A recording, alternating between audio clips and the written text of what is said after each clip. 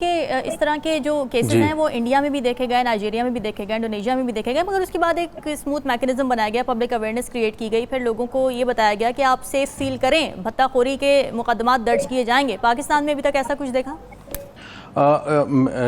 Story जब सारी final हो गई, एजेंडा वगैरह, तो मेरी और 2-3 दिन पहले भी मैं FIA के काफ़ी लोगों से जो इस सारे मामले को देख रहे हैं, मैं उससे कनेक्टेड था और उनसे मालूमात ली। कुछ चीज़ें आज जो है वो मुझे मिली इन राइटिंग भी, और बड़ी इंटरेस्टिंग डिटेल्स हैं। और FIA जो डिटेल्स बता रही है वो बड़ी हॉरिबल है।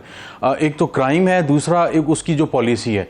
पहले अगर हम पॉलिसी, क्राइम पे बहुत बात हो गई, पहले मैं पॉलिसी की तरफ आऊँगा। तो उनका ये कहना था कि दर्जन से कम शायद कुछ ऐप्स हैं जिनको ये इख्तियार दिया गया है, जो नॉन बैंकिंग फाइनेंसिंग जो ऐप्स हैं उनको ये इख्तियार दिया गया कि वो जो लोन्स वगैरह हैं ये वो डिसबर्स कर सकते हैं, सारा कुछ कर सकते हैं। लेकिन इसको कंट्रोल किसने करना है? ये जो कंपटीशन कमीशन ऑफ पाकिस्तान है, ये उन्होंने करना है। लेकिन उनकी तरफ से जो रेगुलेटरी है वो बहुत ज़्यादा कमज़ोर है।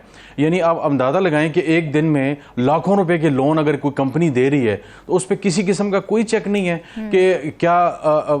FIA का ये भी कहना था कि गुमान ये है अगर हम इस पे मजीद जा रहे हैं वो करें, बहुत सी जगहों पे पॉलिटिकल स्ट्रिंग्स भी आ जाते हैं कि बहुत सी जगहों पे ये चीज़ सामने आ रही है कि ब्लैक मनी को वाइट करने का एक वो भी शामिल है कि एक तरफ करोड़ों रुपए, अरबों रुपए जो पैसे थे उन लोगों ने ये सेटअप किया हुआ है। मुख्तलिफ मुल्कों में भी ये जाल फैला हुआ है और पाकिस्तान के अंदर भी ये कनेक्टेड हैं। और बाकायदा तौर पर ये जो लोन डिसबर्स लाखों दिनों में होता है उसकी कोई लिखत पढ़त नहीं है, कोई उसका चेक एंड बैलेंस नहीं है। तो competition commission of Pakistan, FBR, इन सबको ये जो है इन चीज़ों को मिलकर देखना चाहिए कि अगर वो किसी ऐप को अलाउ करते हैं तो उनकी कोई लिमिट होनी चाहिए, और प्लस उनको देखा जाए कि वो पैसे उनके पास कहाँ से आ रहे हैं। ये एक बहुत बड़ा क्वेश्चन मार्क है कंपटीशन कमीशन ऑफ पाकिस्तान के उस पर कि वो इन चीज़ों को कैसे देख रहे हैं। दूसरा, दिसंबर 2022 में यानी तकरीबन 6-8-10 महीने पहले बाकायदा तौर पे एक legislation competition commission of Pakistan ने एक नोटिफाई की, जिसमें यह था कि जो भी लोन कोई कंपनी देगी, जो ऐप कोई होगी वो देगी,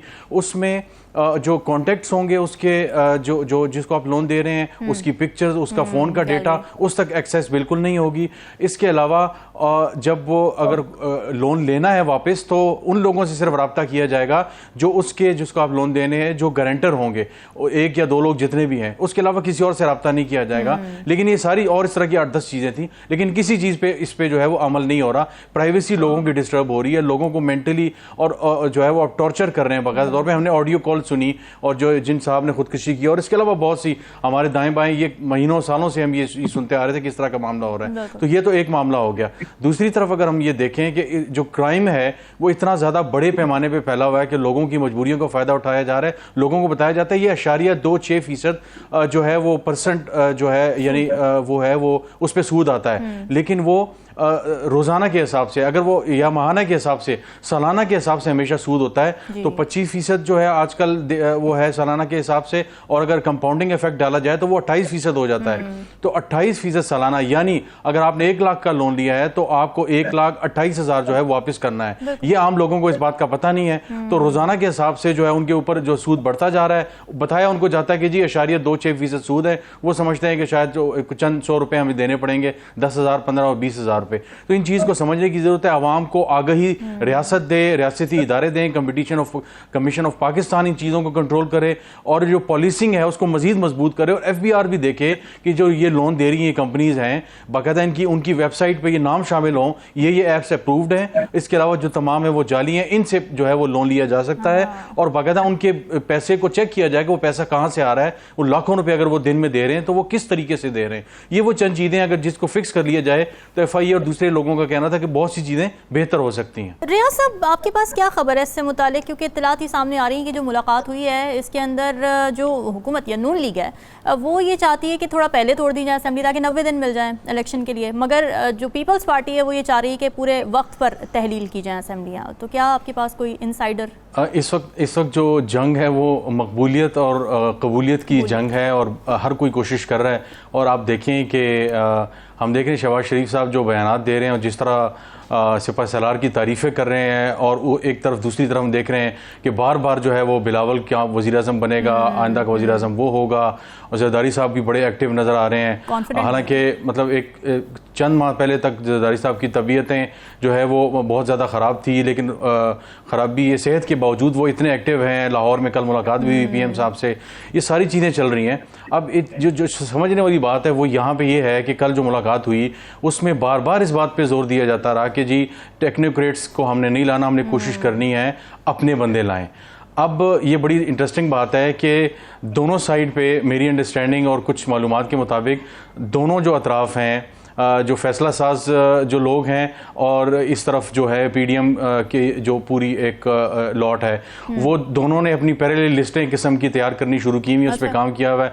उनका जो है वो अपनी लिस्टों पे काम कर रहे हैं इदारे, और ये जो असहाब हैं ये अपनी लिस्टों पे काम कर रहे हैं। हम अपने बंदे लाएं ताकि फौरी जो है वो इंतखाबात एक किस्म के जब इंटरिम का जो सेटअप है वो टाइम ख़त्म हो जाए ताकि हम दोबारा आ जाएं, क्योंकि अगर ये प्रोलॉन्ग करेगा तो जो पॉलिटिकल कैपिटल सो कॉल्ड जो इन्होंने बर्न किया और उसके बाद थोड़ा बहुत ये लगे हुए अपने साख बचाने और वो बढ़ाने के लिए, और साबिक कप्तान को जो है वो बुरा भला कह रहे हैं, तो उनकी कोशिश ये होगी कि जल्द अज जल्द जो है इंटरिम सेटअप के 90 दिन होते हैं या 2 माह जो भी होता है 60 दिन, उसके बाद फ़ौरन बाद इंतखाबात और हमारी हुकूमत आएगी। तो पूरी उनकी कोशिश है, लेकिन ये ज़रूरी नहीं है। रजिस्ट्रार राव साहब ने कहा ये बिल्कुल ज़रूरी ऐसा नहीं है कि ऐसा ही हो, और इसके शायद 50-50 जो है ना, या 60-40 हम कहें कि 60% जो है उनकी मर्जी से फैसला नहीं होगा, 40 या 30% आप कह सकते हैं कि उनकी मर्जी से जो है वो फैसला होगा जो सियासतदान है। तो ये चीज़ समझने वाली, तो वो घबराहट है पीडीएम के ऐवानों में और उनके हलकों में, और उनको परेशानी है कि जो उनके साथ होने जा रहा है। और एक तरफ उनका ख्याल था बहुत जल्द जो साबिक कप्तान है डिस्क्वालीफाई हो जाएंगे तो मामला क्लियर हो जाएंगे, वो चीज़ भी बहुत ज़्यादा उस तरह नहीं हो रही। तो कहीं अगर वो डिस्क्वालीफाई हो जाते हैं या साइड पे हो जाते हैं, या इवन अगर वो अदालतों में लड़ते हैं, तो मीनवाइल उनका जो पॉलिटिकल जो कैंपेन होगी वो चल रही होगी। तो ये तो पीटीआई भी अच्छी खासी सीटें ले सकती है। एक तरफ उनको भी इशारा है, तो नून लीग भी समाव कुछ लेगी। फिर आईपीपी की बातें चल रही हैं, टीएलपी को आप रूल आउट नहीं कर सकते पंजाब में, तहरीक लबैक पाकिस्तान। तो ये सारी चीज़ें लेकर बड़ी इंटरेस्टिंग सिचुएशन है, और पीडीएम जो है वो इंतहाई परेशान है। उनको नजर आ रहा है कि चीजें उनके हाथ से निकल रही हैं, कोशिश वो कर रहे हैं कि अपने हाथ में ले लें, लेकिन फिलहाल तो वो घबराहट का ही जो है वो शिकार नजर आ रहे हैं। बिल्कुल एंजाइटी बिल्कुल आया है।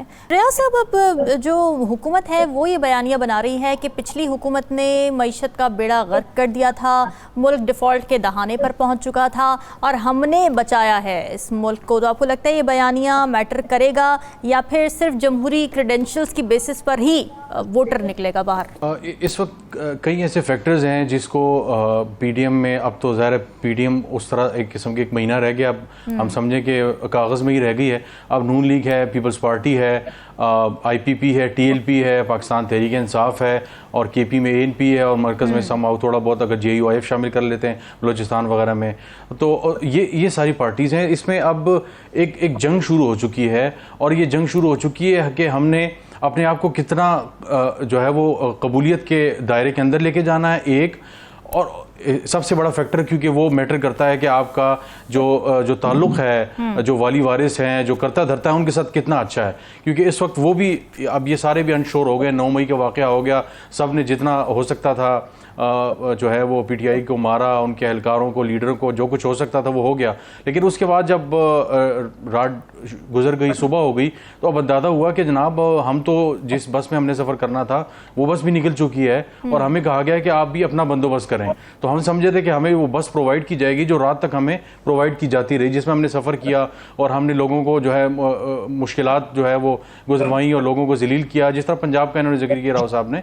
तो ये सारा कुछ हुआ, तो अब इनको रियलाइज़ हुआ है कि अब तो हमें अपना घोड़ा जो है वो उस दायरे में लेके जाना है, कबूलियत के दायरे में। एक बहुत बड़ा चैलेंज। दूसरा ये कि बयानिया क्या होगा, यानी लीडिंग जो पार्टीज है, हम देख लें कि पीएमएलएन है, पीपल्स पार्टी है, वो क्या लेके जाएंगी। हमने देखा कि जब जब हुकूमत में थे, साबिक कप्तान या पीटीआई की हुकूमत थी, तो एक चीज़ बड़ी इंटरेस्टिंग थी कि एंटी इस्टेब्लिशमेंट बड़ा बेहतरीन किस्म का नारा था। पीपल्स पार्टी कुछ और पीएमएलएन के पास बहुत बड़ा एक नैरेटिव था, बड़ा एक जो है पंजाब में और ओवरऑल पाकिस्तान में एक ठीक ठाक स्टैंडिंग थी उनकी।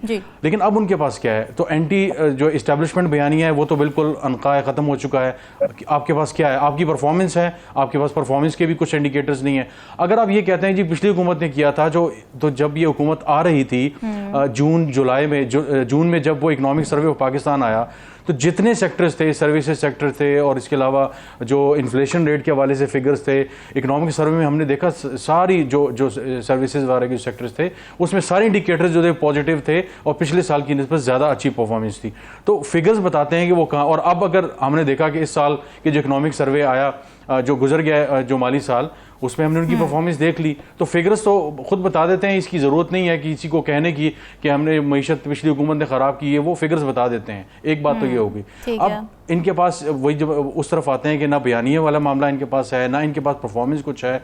अब ये कोशिश करें कि उस दायरे में आए कि जनाब अपनी सीवी पेश करें कि जनाब हम सबसे बेहतरीन हो सकते हैं, हम सबमिसिव हैं, हम ओबीडियंट हैं, हम आपका काम बेहतर तरीके से कर सकते हैं। अच्छा। लेकिन दूसरी तरफ इतनी अनसर्टेनिटी उनको दिखाई जा रही है कि उनको समझ ही नहीं आ रही। उनका ये ख्याल था कि अब तो भंगड़े होंगे, लुटियाँ होंगी और अब हमारी हुकूमत होगी, पंजाब हमारे पास होगा। तो सारी जो पार्टीज़ हैं मेजर, जो स्पेशली दो पार्टीज़ हैं, वो शदीद परेशानी का जो है वो दो चार हैं। तो कम से कम परफॉर्मेंस की बेस पे तो किसी को कुछ मुझे नज़र आ रहा कि मिलेगा। अलबत्ता वही है कि उस दायरे में, कबूलियत के उस दायरे में जाने की कोशिशें हो रही हैं और हर बंदा अपनी सीवी पेश कर रहा है। किस हद तक कामयाब होते हैं, हमें मेरा ख्याल है कि 2-3 हफ्तों में मज़ीद चीज़ें क्लियर हो जाएंगी।